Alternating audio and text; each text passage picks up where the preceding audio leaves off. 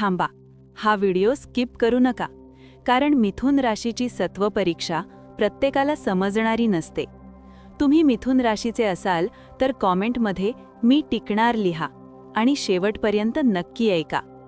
मिथुन राशीचं आयुष्य फक्त संघर्ष नाही, तर सततची सत्व परीक्षा आहे.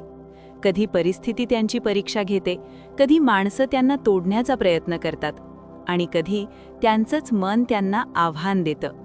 एकाच वेळी सगळं सहन करताना ते शांत राहतात, पण आतून खूप काही सहन करत असतात.